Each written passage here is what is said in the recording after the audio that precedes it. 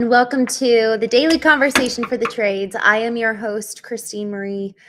I'm really excited to dive into our conversation today. We are talking about 3 questions that every contractor should ask about their business in order to experience growth. And, I know that there's plenty more. And so how did I come upon these numbers? I really looked at it from the perspective of being a partner in our family business. My brother and I joined in 2021 as partners, and he and I have had varying levels of involvement since then to more or less degrees. And we've really come alongside my dad in so many ways and supported him in how my dad has been leading the business, 3rd generation, and coming in as 4th generation ourselves. So what are the questions that we've asked to move the needle from that perspective? Also, the perspective of chief marketing officer for a number of businesses. What are the questions I have asked that had some of the biggest impact for their business? And then also, coming from the customer perspective too. And the reason why this is important actually speaks to question number 3. So we're going to go ahead and look at these questions from every single lens today, because if we really want to grow, we need to don many hats. We need to put on different perspectives and look at our business, kind of look at it objectively and turn it around. It's a 3D dimensional, alive, breathing entity. It's not 2-dimensional. And so the more we're looking in linear black and white, the less we're going to be able to see the nuance and the color necessary for us to then be able to experience growth and compound from there.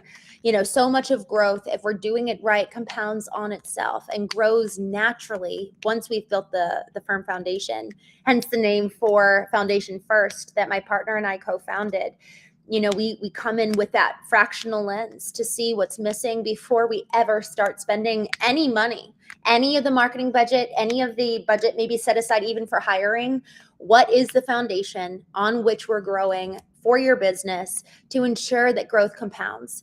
Just like any investment you would make in the market, you want to be thinking that way for your business. Which type of investment is necessary for compounding effect? And what's also just a one-time kind of, okay, we have to spend money on this building, or we have to spend money on a kind of a one-time expenditure, and that will itself yield return, but it's not necessarily going to compound growth. So those are the perspectives that we're taking today: is the consumer perspective, the owner perspective, and then also the fractional perspective. So I want to start with question number 1. And there's I guess you could say kind of a philosophy. A dear friend of mine calls it first principles. And one of the, I guess you could say, first principles that I hold as it pertains to working with businesses is that I always look back first.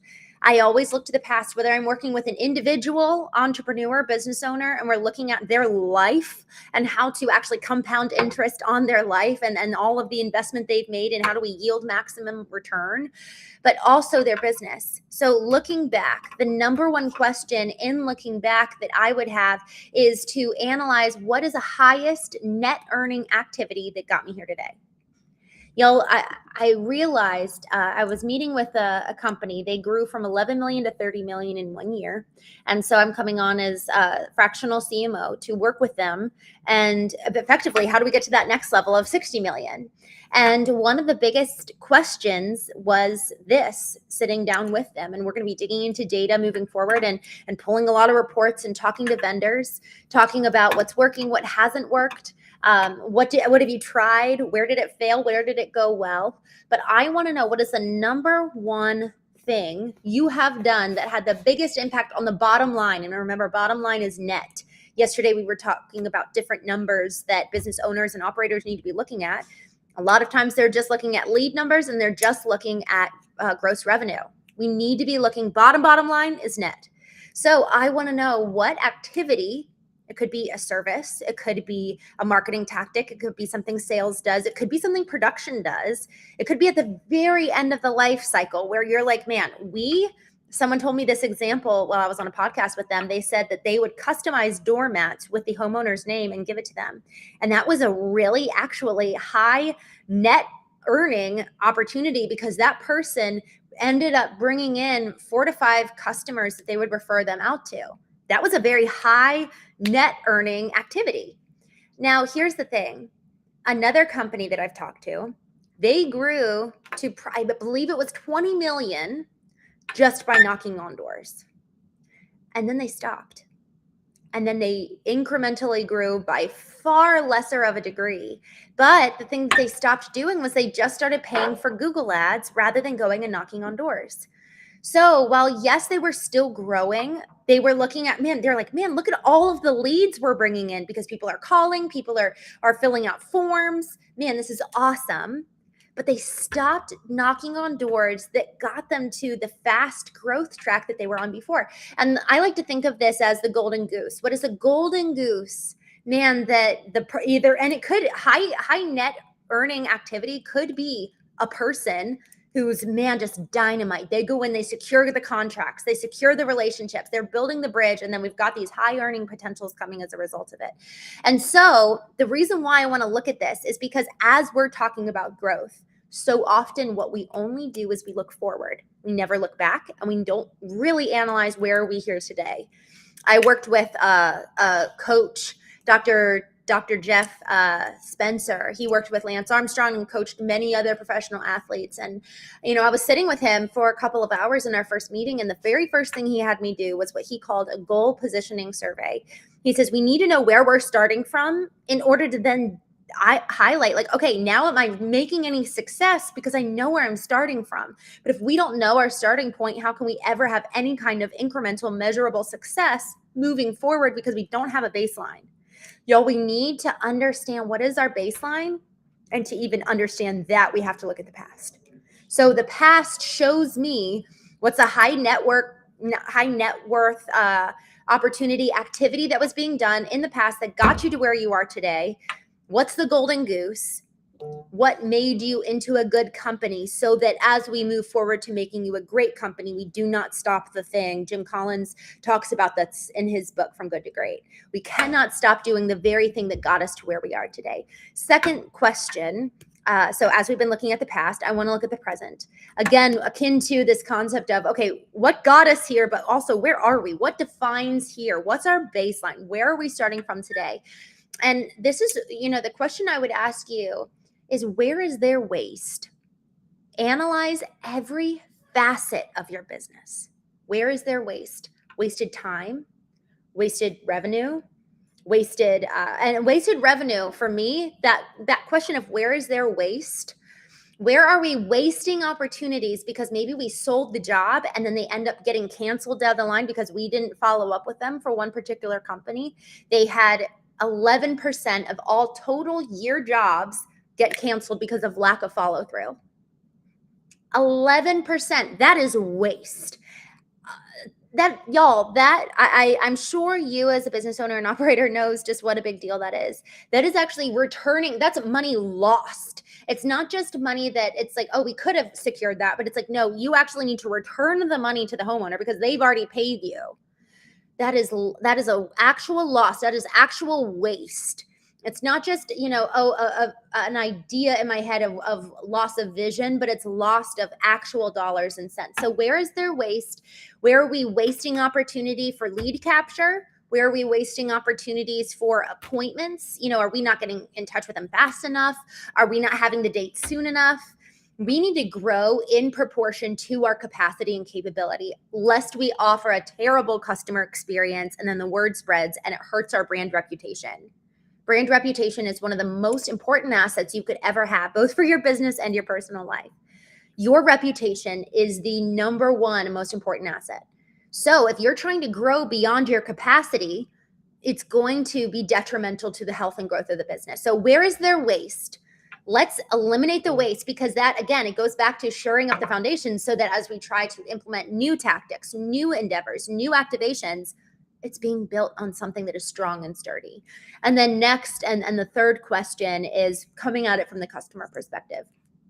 Step outside of your own customer journey. So, okay, the lead comes in all the way through. Okay, we're done the job. Hopefully they turn into an evangelist for us.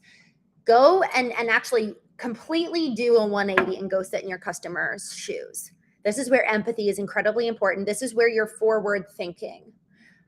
What is the bookend of their experience before calling, hiring you, and then after?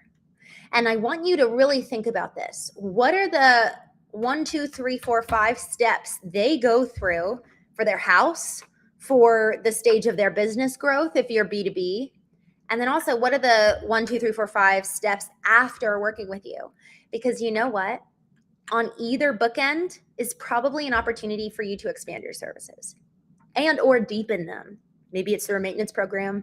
Maybe it's through the addition of a service while they're in the life cycle. But what I want you to think through is, where is there opportunity on either bookend, and to stay more consistently in front of them through an ongoing relationship rather than just a one-time service. If you install pools, have a pool cleaning business. It's those very natural, like, oh, well, obviously I should be kind of taking that approach. And as you're asking this question, empathy is incredibly helpful for you to sit in the customer's shoes and look at the lifespan of, what are the things that they're doing. If you have a landscaping business, again, there's a lot of kind of natural things that come before. For example, one of our clients at one point was a foundation repair business. They go in, tear up the yard. So it's very natural to then have landscaping come after. So if this company was smart, they would actually go and acquire a landscaping business and or partner with a landscaping business, where maybe it's just referral partnership and or it's an actual acquisition, equity ownership, something like that. Because for every single home yard that's destroyed, we will come in and make it beautiful. And it's just a natural next step in the progression of the customer's life cycle. And after the one-time landscaping, it's, hey, do you not want this to be wasted money? Let us help you maintain it. Keeping up with it and making sure. And by the way, we'll also check your foundation for cracks and ensure that there's preventative action, rather than ever, catching it too late and then having to redo this again. Or maybe there's honestly, one of the worst things that can happen with foundations is that it's a terrible, terrible freeze. And then the weather changes so drastically. And we've been seeing that everywhere. Maryland this year actually had the highest influx ever in terms, I think ever since, at least I think it was the 40s is the highest record since this year in Maryland. It was 86 in the morning, 30 and snowing in the evening. Literally same day. So that's not good for a home's foundation. And all of that can turn into a marketing message. All of that can turn into a potential service. So paying attention to the bookend of your customer's experience before and after working with your business. Where's their opportunity? Where's their opportunity to set up referral partnerships with other businesses that are delivering those services, and or acquisition or equity ownership, or even just starting your own line in any of those products or services. So with that, thank you all so much for joining me. Let me know if you guys have any questions that you'd like us to talk about here on the show. And as always, let me know if you'd like to do a free marketing audit. I love this stuff. If you want to come on the show, we can do it live together. So let me know. In the meantime, thank you all so much for joining me today.